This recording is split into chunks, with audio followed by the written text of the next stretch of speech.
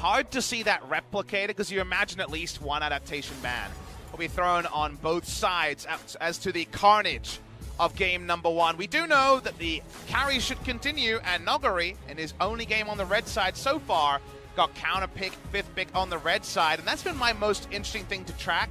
Who gets counter pick? Because there's no agreement. Some teams it's jungle, some teams it's bot lane, some teams it's top lane. So it's fun that everyone and mid laners are sprinkled in there as well. BDD had counter pick in game number 1, so that usually gives you an idea of who the team is playing towards, and BDD worked till he didn't, and KT were doing a good job till it just fell apart right at the last.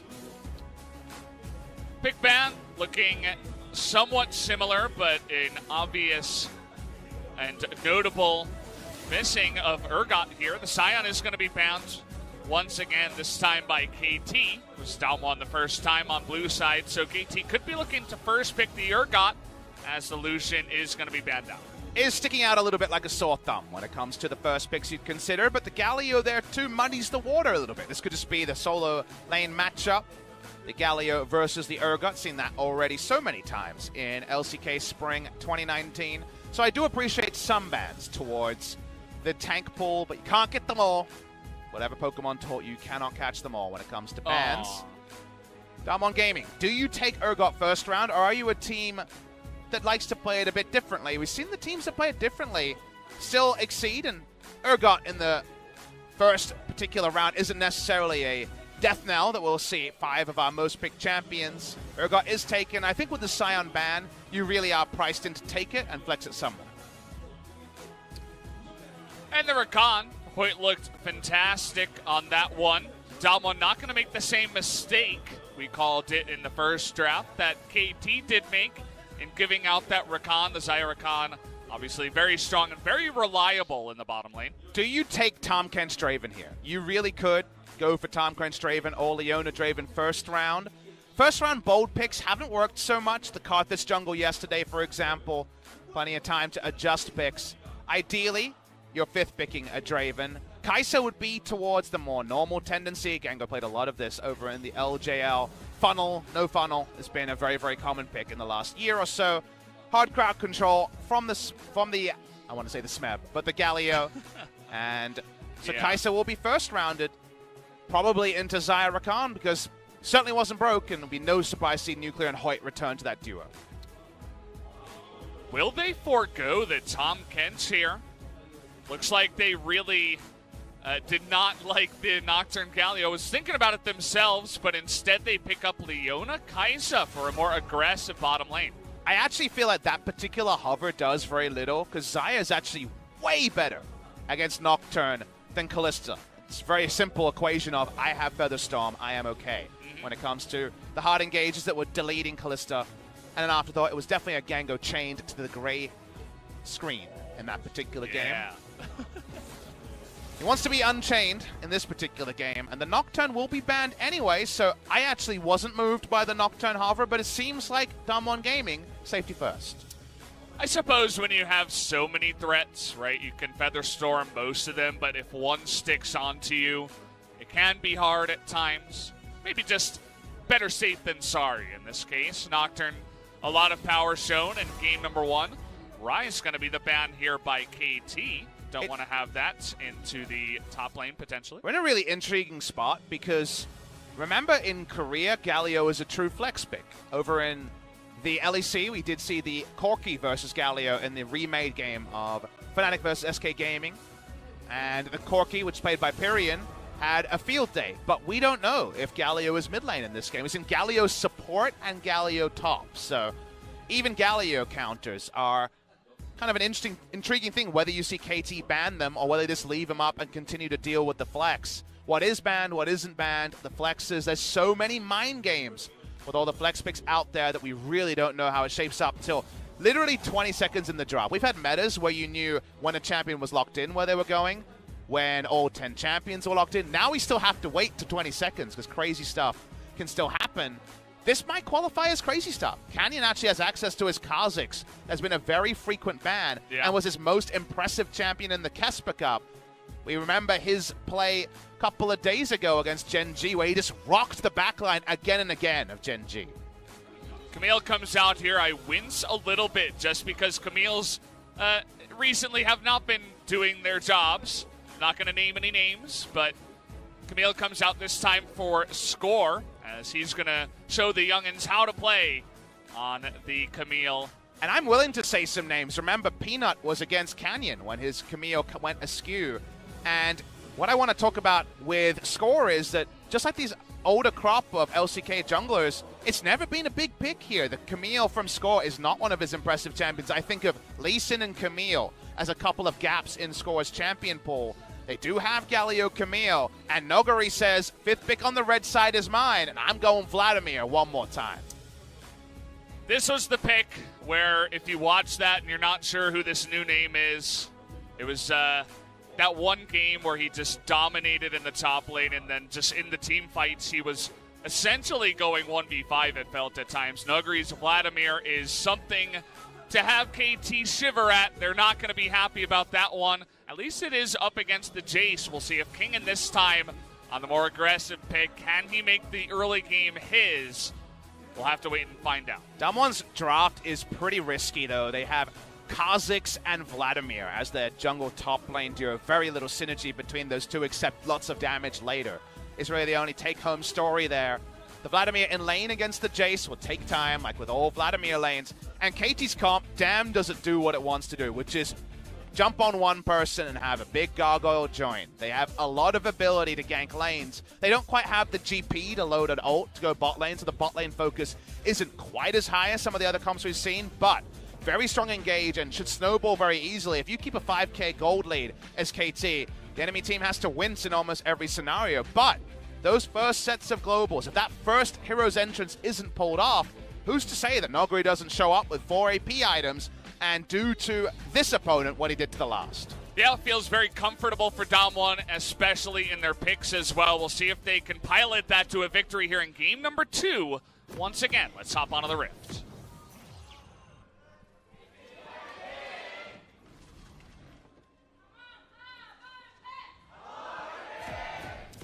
The Damwon chant actually sounded louder than the KT chant. That's something that I haven't really experienced in a while. KT generally one of the bigger fan groups here, but perhaps just getting used to the LOL park. I find myself really calling myself on certain languages because the used tos, the used to be's, the past is feeling like for once it might remain in the past when it comes to some of our evaluations about 2019. Griffin seemed to have a huge fan base from the first time we saw them, and we will be seeing them in our second series, guys. After the break, we will have Griffin versus Jin Air. So if you're a Griffin fan, watch that. If you're a Jin Air fan, maybe don't. That could be quite the series. Skip that one and just wait for the sad plane or glad plane. I think that's probably how you want to receive the news. You don't want your Griffin fan to walk in and lord it over you, but you can accept the happy plane or the sad plane. Well, definitely will be one of the more one-sided matchups we could imagine in the second matchup, but this one very close. I'd say the first game was close enough. A couple of mistakes on the side of KT, and all of a sudden Damwon slowly began to run away with that one, but there was so much action that it really could have gone either way. Score has gone for a cool path here, so he starts red. Ooh. And he will be going towards the enemy blue, mainlining main camps. It also plays to his item choice. If you want to take only big camps, Machete's the right way to go. So, he himself hasn't been, I believe just on the tail of the vision there was spotted, because they have 2 wards to spot this, pinged out by Score. So we'll see probably some vertical jungling enacted here by the Kha'Zix. I'll have to wait and see if he does go for that one. Score very sneaky. Is going to be spotted now on the scuttle with that blue buff. So, as you were mentioning, does know about this.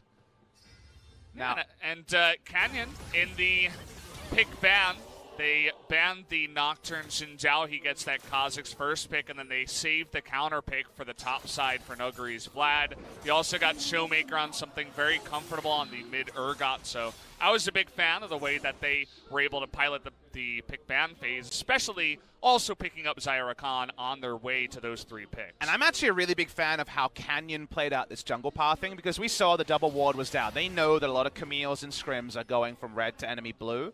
The reason why I compliment him is, if you look at what his camps were and what his lanes are, we knew Kha'Zix would be dealing with a Vladimir being pushed in at top. We like Galio for wave clear in the mid lane, and the enemy jungle is likely to invade. So that's, of course, the red flag early game of, oh crap, things are bad. His camps he cleared were Raptors first into red and Krugs. That gives you level 3 without having to actually exit your jungle because of the extra experience in your Krug camp. That's the only after then did he walk up. As we see if he has smite up, he does. He does, and he leaps away. And steals the blue. He only walked up to the river when he was level 3 and had the ability to leap. That's the only time he took any semblance of a risk, because otherwise he's level 2 trying to slowly kill Scuttlecrab and dies. So Camille hookshot, he only then contests blue, knowing that he still has his leap up. That is the most risk-averse way not to get screwed over by an early game that was 2 winning lanes topside and also the enemy jungler with a very early skirmishing advantage. So it's actually really inspired pathing, even if it looks boring. Well, you could say the guy knows his jungle. He is the Jug King, of course, that guy on the ladder. We thought it was on fleek, but it's actually Canyon, and he knows his Kha'Zix as well. Loves his Kha'Zix. Knows he needs that leap. Good thing to point it out there, having a fun jungle so far, but Score himself not left wanting. He also has done a nice job of clearing all the camps very fast here. Like getting a bonk on the head, as Leona is wont to do to the Rakan. CS-wise, actually been some control bot side. You can see that every lane is paying the price for the jungle matchup. Every lane is just being a little less cocksure than they might usually be about pushing up and being aggressive. They're just being defensive, and I can understand that. Scaling-wise, we really like Vladimir taking over this game late, but late doesn't always come in this particular meta, Valdez, and Kingen just wants to keep being a bully, and I think bullying is the way to go, so I'm endorsing bullying for Noguri on the side of KT. Yes, in this sense, in League of Legends, bully him all you want. That's what you're meant to do on the Jace. Kingen, he had to deal with the Jace. He'll be happy to do the bullying this time. Nuclear in an awkward spot, but they're not going to go that deep, although Snowflower, you know he would have loved to get on that one. Showmaker walks up. He's going to take some pain here, but Score says that's a little bit too far. Score just watching. He's taking a little break, you know, he's had a long day in the jungle. He's had a long career, 7 years in. He gets to, you know, he doesn't have to gank every time. He gets one gank off. Yeah. He's showing that wise old man patience, too. He's not being ultra aggro, just waiting. He says, no, BDD. This isn't the moment. Maybe next time. When will be the moment? Because Camille with no ganks, pre-level 6, always a bit of a struggle. A small point that we couldn't actually ruminate too much on in game number 1 was that Nocturne took the Inspiration Tree second and went Futures Market. A rune that I think everyone kind of held their nose up at for too long. You know, it was a rune that is a really cool rune. You think of Blitzcrank being able to back at 700 gold and get his Mobies early and things like that. It is a rune with value, but junglers in Korea kind of have floated with it on and off. It hasn't been fully made into a meta, but the basic theory is if the early game is so damn important, and we know it is, turret plates are there's so many different golds and objectives you can snowball. If you can get your jungle item 200 gold earlier, go Futures Market, get the jungle item, and if the enemy doesn't have it and you do, you get so much power from that. So given all that, as we get some interesting interactions around the enemy red, Futures Market is coming in purely to allow you to mainline as much damage as possible to get that OP Warrior enchant really early in the game. Yeah, I always felt like Futures Market, once people figure out the timings and understand the game a little bit better in moments where they can use that rune, it would show its face from time to time. And here we go. We do have it in at least the first game. Not sure about the second game just yet. We'll have to wait and see. I see a stopwatch on Camille. It's possible that Score win for it this time. But either way, Still waiting for that first kill of the game. Score still getting aggro. Gonna try to take this blue buff. He got it. Once again. Takes level 6 as well. It's a pretty small prize outside of the experience. Urgot doesn't really care, and obviously Kha'Zix would love it, but doesn't have that option. Now, this would be a much bigger prize, and they have all the reasons in the world to feel like they are comfortably going to take this, and you know, if you're done one, maybe you just have to say, damn, wish it wasn't Infernal this time, because you are not set up to contest.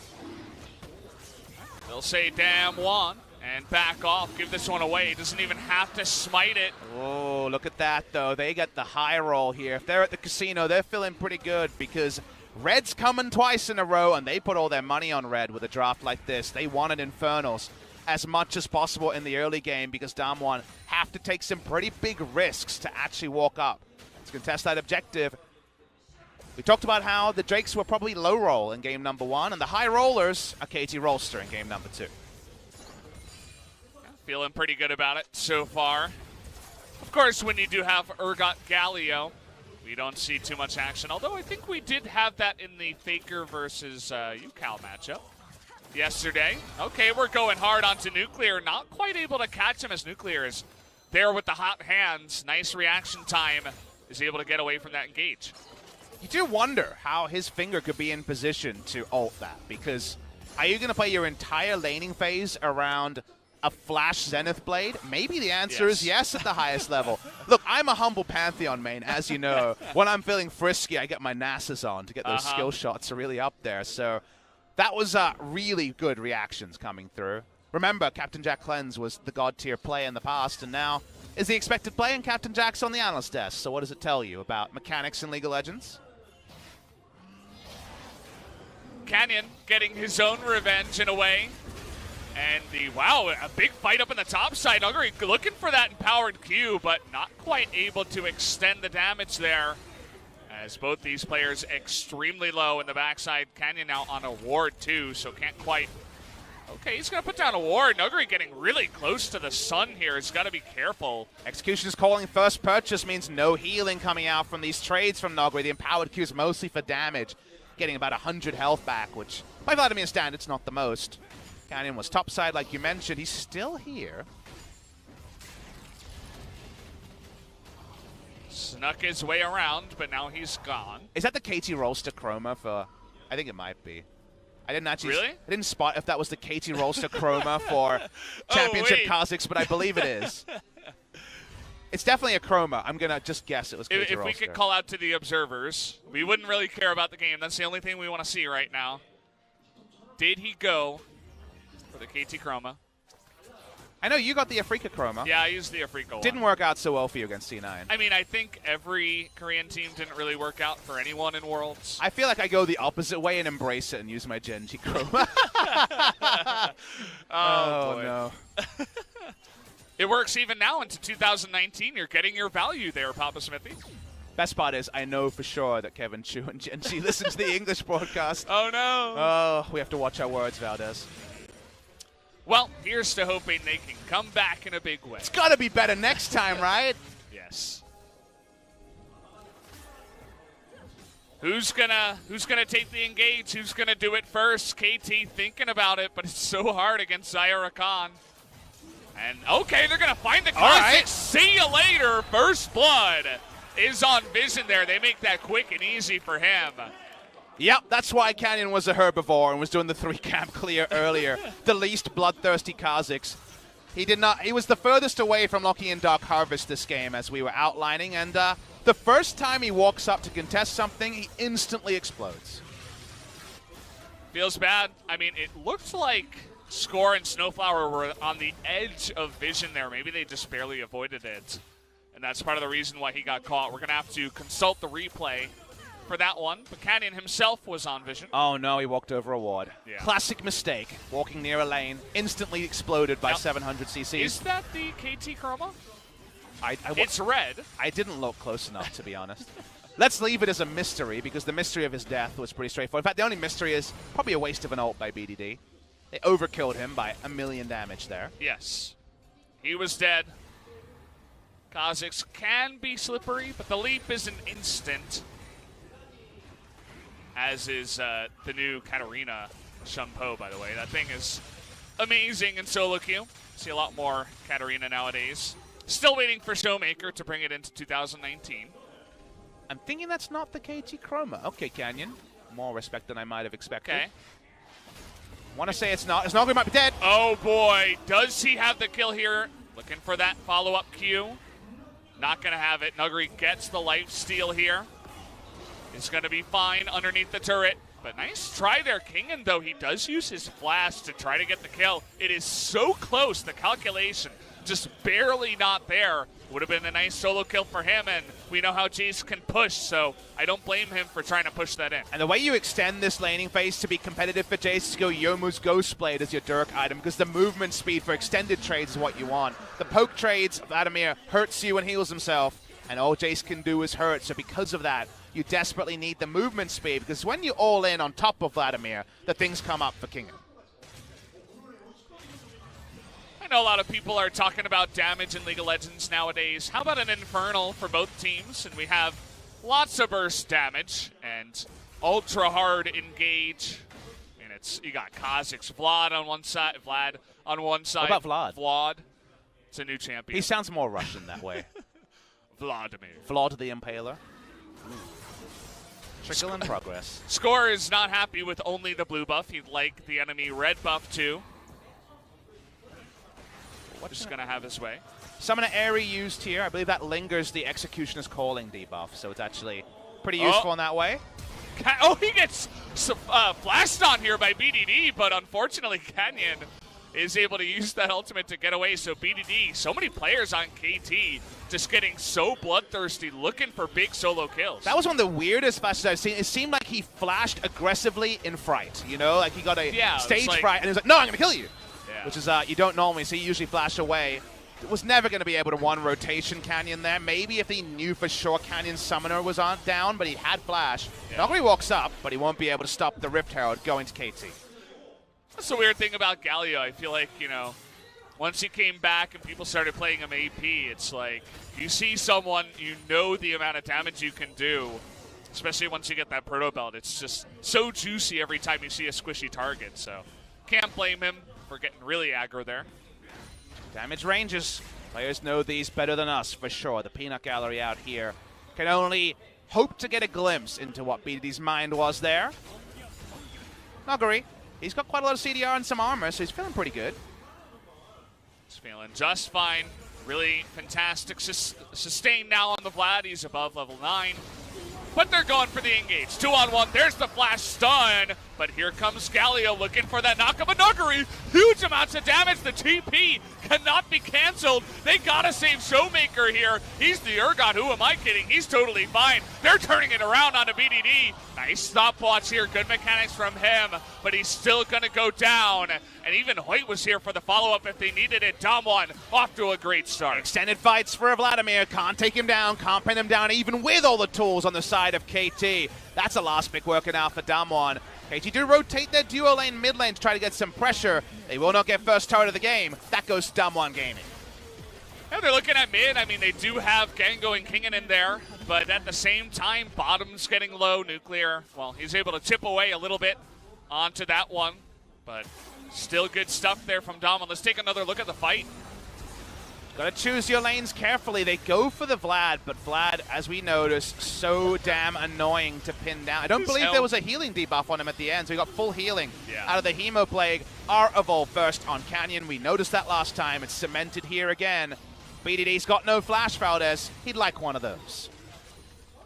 Burnt it earlier, trying to solo kill a Kha'Zix who had his ultimate available. And that's that moment where BDD's going to be kicking himself. He could have lived. Perhaps they could have had a better fight. Maybe they could have even saved the turret if that mistake didn't come in earlier. So it's the little things once you get to the top level here. Pro players in Korea, of course. And it's also Damwon trading up before their comp should really have much agency. It does feel like KT should reliably outnumber and burst. That is what Camille and Galio do. Meanwhile, Damwon have the hodgepodge of AoE team fighter, assassin jungler, a bit of a utility mid laner, and then Zyrakan bot side. So they really should only be able to go for aggressive plays when Vladimir is big, so Rakan goes in just to allow Vladimir time to get AoE. because it's happening earlier, because KT are choosing the wrong fights, they're actually getting objectives and trading up before they really should.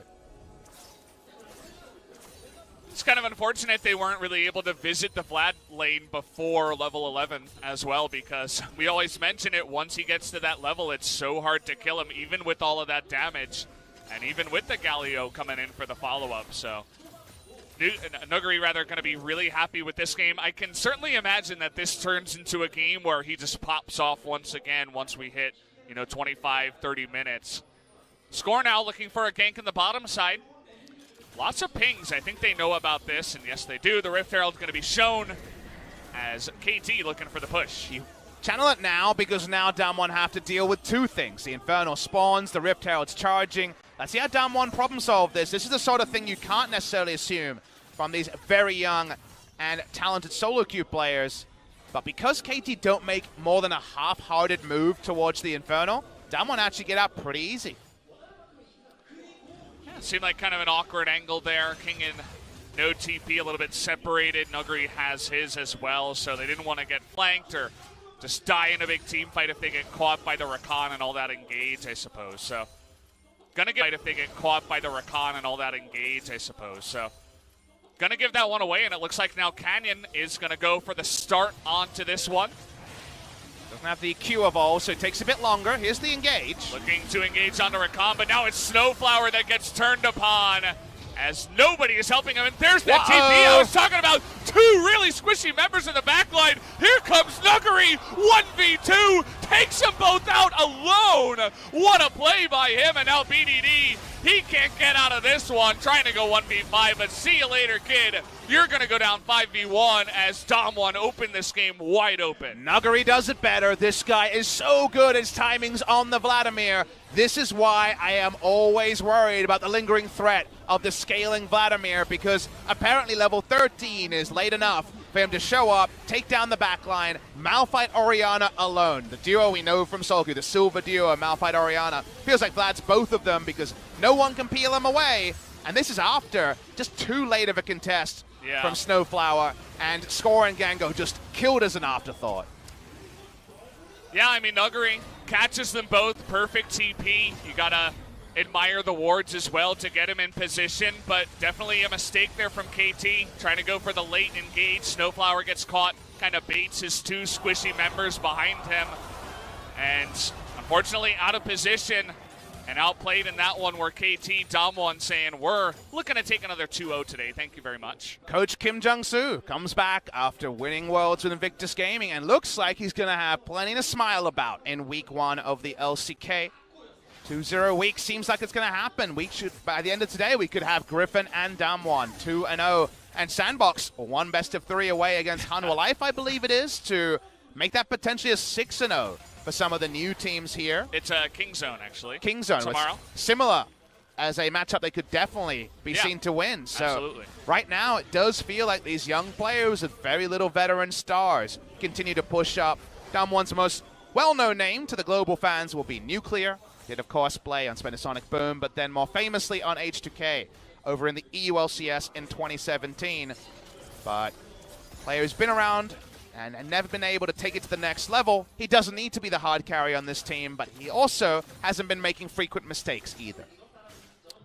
Very just reliable and solid. I said that many times about Zyra Khan. They get it twice, too. I mean, KT essentially just give it over, you know. In game number 2 draft, you can't really say that, but in game number 1, absolutely. They could have gone for that Rakan pick instead of the Xin Zhao early. And either way, that's going to be something to go back to the drawing board as Nuclear and Hoyt look fantastic on Zyra Khan. And also just, we see on fleek, Canyon. These guys play the Camille, and it looks like a different champion to when Peanut and Score play. And this is very much a generational thing, but these younger players, these solo queue talents, play Camille like the Camille against you in solo queue that you know is going to be there to contest Camille. Every buff. Yeah. Peanut had to flash his Sejuani when he was taking his red buff because he was interrupted mid-flight, you'll remember, this week already. That's the sort of aggression you need. Instead, we see the power farming Camille's that just don't work at the highest level. And because of that, we just feel what's happening. We feel the undercurrent. It's not just my words. It's not just my prediction. You can see that these players, and with where the game is at in terms of the game pace, Dumb ones seem like they're fitting it like a glove, and KT are trying to come together. But at the seams, you can definitely see some of the areas where it doesn't fit. I mean, already the storyline is the new blood rises for week number 1, and I wouldn't be surprised if they can keep it up as the weeks move along here in LCK. It's still early. We'll have to see where all these teams do place. But how about another solo kill here to Nuguri? He's looking for it. Not quite able to get the solo kill. Gets him below half health at least. Very scary, that Vladimir now, 3-1. Surprisingly respectful because he has no control wards on the bottom side, so decides maybe best not to go full ram, but didn't have flash either, so the chase potential they're starting to fall away. Mid lane. Well, there's Nuclear once again, but this time he's got the engage on him. But Gengo gets super low. He goes down first. Both AD carries disappear. Canyon in a lot of trouble. Is going to have to leap that wall score. Not quite able to leap the wall in the same way, but either way, 1 for 1. Both AD carries seem like just bait here in most of these games. It looked like desperation when Score came up short and couldn't use ult instantly onto Nuclear, but remember, TP advantage for the Jace means no way for Nuguri to get there, and Vlad having no ult and no flash meant that Kingen would always outnumber. So that was a good play by KT. That is, once again, veteran shot calling, but because Canyon escapes on half health, they can't get a Baron from it, and they probably needed a Baron to get this game back into their control. See, Score misses the stun there, so the Feather Storm does get up, but they use so much just to kill him. They finally get him in the end. See, Vlad is bot lane. The mini-map is the true safe. Vlad is bot lane with no Hemo Plague. Thus, you wanted an answering Baron for that much investment. A kill onto Nuclear is not worth it. And Nuclear, bless his heart, didn't even use his summoners. He knew he was dead, and he knew there would be a better time to fight with those summoners. Yeah. He's that guy saying, hey, you needed to use 3 ultimates just to kill me? Really, guys? No. That guy would have used his summoners and be raging in all chat. True. This guy is like, he's well, the smart challenger player? He is. Okay. The fabled smart challenger player that we hear will be there in challenger, but just like when you climb to your new personal best, you quickly realize that it's a lot like the place you were before. Where is it, Yellow Heaven? Basically. Where is it? You're in silver, you're basically challenger. But you hear about gold, right? You hear about gold players as a positive thing, and then you get there and you're like, wait, no. And then you get to platinum, like, wait, no. And then diamond. And then all the new tiers they introduce, Yellow Heaven is perhaps never really there. But Nuclear, you know, maybe he is that one shining light. Especially as it feels like the attitudes of the players, especially in Korea, as you get higher up in ranks, seem to get worse and worse. Kind of that opposite correlation there. But Nuguri looking for another 1v1. There's that Hemo Plague. Now he's going for the all-in. Has that Proto Belt. Barely survives. Kingen on under 30 health is able to get away from that. The rest of his team was looking to come back in to help, but now Nuguri, he's back at full health. 20 health for Kingen right at the end there, so would have been overkill by a Scorch or 2 at this point. He lives for that, but they know that Kingen's got no flash, no health, no time. They're on the Baron. And no TP. Nuguri's got his. They're going to turn away from the Baron, though. Notice that Showmaker would have had the global taunt of switch to Smite, come through from the unsealed spellbook, so double Smite burst range here, 2 levels above Score. Is Showmaker's Smite. Back away from this K. As Nuguri will continue to push, and now BDD is the one to hold him down. Yep. Suppose he can try to clear these waves and just be a bit of a rock, a solid rock in the bottom side on the Galio, even though he is down 2 levels. Might just be better, can get all in a little bit less frequently than the Jace. He's less accountable when he's trying to wave clear. He just needs a couple of gusts of wind and he'll get the job done eventually. KT walk up into the red side here, and Canyon continues to need to be very, very defensive. Canyon is the only real person who's been held accountable by KT, and our observer shows us that in an AoE, Vladimir's doing a lot because his hat's looking pretty sweet. He is so unbelievably fed. He's got 309 CS at 26 minutes and 45 seconds. I like how we're even showing his Q damage. Yeah. By the way, guys, these numbers are big for 26 minutes. He's just unbelievably fed with the hat. Has a couple of active items, too, just to make him even more scary. Vlad especially good with the Zhonya's. You get all your cooldowns back. Potentially even get back to your pool once again to give you even more survivability. Oh, good. He's level 17 now. And he's got 3,000 health because that's how Vladimir rolls. When Vladimir really works in the meta, you're reminded of just how disgusting a champion he is. And the best counter to him is blowing his teleport, and he's not being there. That's what you're hoping for. If this guy RSVPs for your party, he's got 2,000 gold available. Yep. And he's got a lot extra. This is definitely the guy that you maybe consider not inviting to your all-you-can-eat party. Yeah. If you have an all-you-can-eat buffet, you put his face on the wall and you say, nope, no Vladimirs may enter. No Vladimirs, for sure. You want to bring in the feeders, though. Feed everybody. And Nuguri here, he's still pushing. Nearing level 18 now. And they're going to start it up once again. Just 3 mana here as Urgot's in the top side. They have a deep ward on the walls. That is where the flank teleport will come from the Vladimir, but they actually have some closer ones as well. No really good choice here for KT. They don't even have a sweeper to try to clear out, but they are getting Damwon off the Baron purely by the amount of time they're taking to check. Sandbox, look at this. Study it a little bit and say, oh, you know, we have some nice Baron damage, but we have pressure in the side lanes. Just push with your side lane. Let the Vlad do it. Don't get impatient and wait for the right timing, the right teleport moment to go for the flank.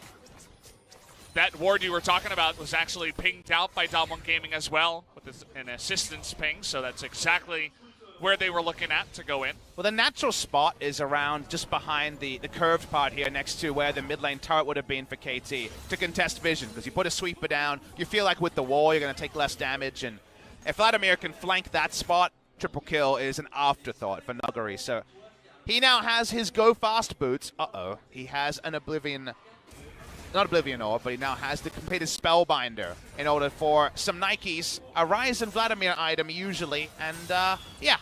KT don't have too many good options. There is no counterplay to Vladimir if he closes the distance. So the next time that they get their control wards down, and do notice that Damwon were finally exhausted out of vision to hold vision around Baron to make a Baron play. They had to back. Now you look at the inventory and the control wards are back. And that's when Vladimir will probably be there as, you know, he's a pretty good jungler at this point in the game. Sure. I mean, take Drakes.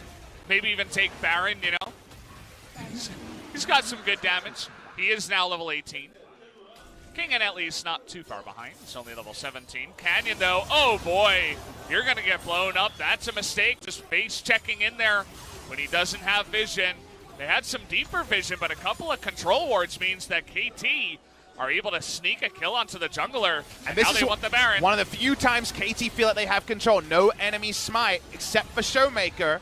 Watching on the back end here, they know Noguri's around. They're so scared of him. They need to be. They need to be, Valdez. This is correct. Even though... But what do you do? If in so many different scenarios you lose the game, do you just try anyway? Maybe a 50-50 is the best KT's ever going to get. I love this view. It just sucks that in so many different ways Damwon have them outcomp. I think they have to make this play, even if it feels bad. All right, they're going to try for it. Canyon, 5 seconds. Nuguri trying to build up to that empowered Q. Snowflower nearly disappears as the rest of KT doesn't join him. Score a little bit late, but they're looking for Nuclear, and they get him in the backline, but Nuguri himself takes out 2 by himself. He's looking for more than triple kill. He burst down Galio. Where did he even go?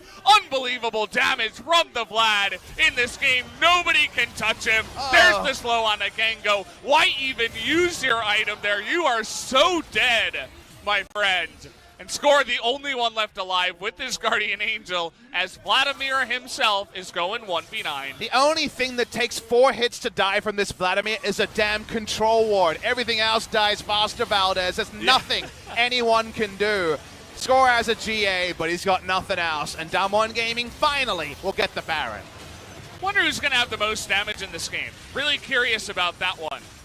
Nuguri here, he last picks the Vlad into the chase, says, give it back to me. And we're nearing the point where this might just be perma-banned against him or perma, you know, just played against him. Watch the Galio die here. This is the part that is actually the most surprising. surprising. Because at the start, Vlad doesn't get the flash ult he wants. He ends up just using it saying, well, Snowflower will go down. And then he takes out Kingen. That's pretty standard. Kingen's like, well, I'm screwed. But watch BDD, who's at 1,300 health and dies till 1 round. 1! It's just 2 abilities. It's just EQ. But it's enough. Can you see why I respect the Vladimir? Always respect the Vladimir when he has 4 items. Now he's probably got 5. And I don't think there's an answer. You have to get the perma stun. That's the only way he dies. You can see that KT, they're on the same page with me. Snowflower, what the hell are you doing? How many do we need? How many? They decide that 3 is not enough. They're like, nope, can we? They're considering it. How about some more? They're like, Jace, where are you? Oh, come on, this is dishonorable. 1v3 is much more fair. Get away, Damwon Gaming. This is so funny. They can't get on him, They can't 1v3 him. They will die. I mean, you got TP on Showmaker, too. He'd be there in time. Take a look at the damage here. Canyon, he doesn't even need to play the game anymore. He can just take a seat. He wasn't there about it. He can walk away. He was dead. He was dead the whole fight. Just exit the game, Canyon. We don't need you anymore. 4v5 is enough, and 1v9 is very palpable right now. I think Nuguri as a 5th pick on red side is a pretty good win condition for Damwon Gaming, so maybe win on blue side. That seems to be the way to go forward. Hey, game 1 was close. It had that going for them. I can't imagine the amount of solo queue Vlads we're going to have after this game as well. Top lane, mid lane, bot lane, every lane. It will be coming in as Damwon Gaming now are just pushing in all the lanes with their Baron. They take 2 inhibitors super easy. KT, tail between their legs. Snowflower's level 12. You can't get near the Vlad. You're going to die instantly.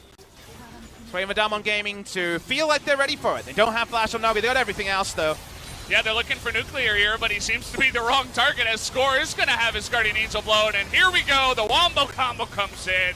And see you later, KT, as Gengo is going to disappear on the map alongside everybody else. Nuguri, 1 combo, see you later, double kill, and there you have it. Double kill for Damwon Gaming on the next side. They're going to win 2-0. Double kill for Damwon Gaming on KT Rolster, the reigning champions, end the first week. 0-2.